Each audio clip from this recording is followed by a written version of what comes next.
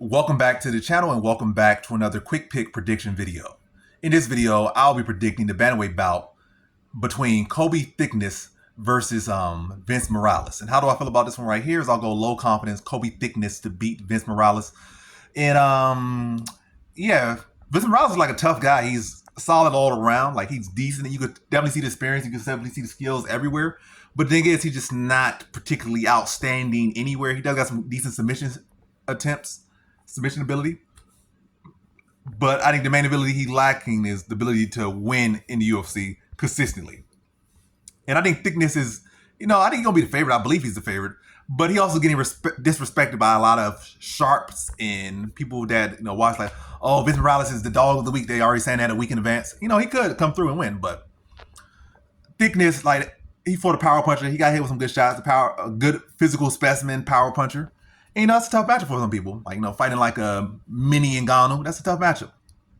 A mini Ngannou that's not as talented, but it doesn't hit quite as hard. But that's a tough matchup. Whereas Morales, he's not a big puncher, not really a great offensive wrestler. He could attempt some good submissions off his back. He try to wrestle him. But I think Colby Thicknesse is an underrated striker.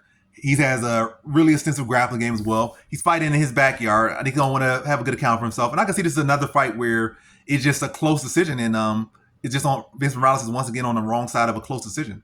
Again, he's live eventually for upset victory. This could be the time, but I think Colby Thicknesse does enough. I think he's just busier with the strikes.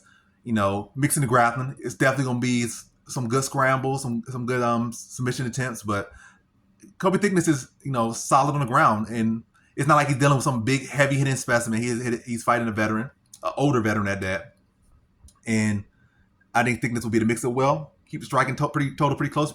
I think he edges him probably about 5-10 strikes, and then does enough in the grappling department if necessary, and beats Morales by decision. But close competitive scrap. But the younger man just outworking the older man here, and the younger man showing some new wrinkles, new improvement. I just don't feel like Morales is going to improve anymore at this point in his career. Whereas Thicknesse is still extremely young, and we're going to continue to see improvement. He's fighting in his backyard, and expect the best version of him. It's still going to be a close fight, even though it's the best version of him, but expect him to get it done, get a close decision victory over Morales, and Morales to see a very similar pattern that he's been seeing for many years and many fights in his career in the UFC.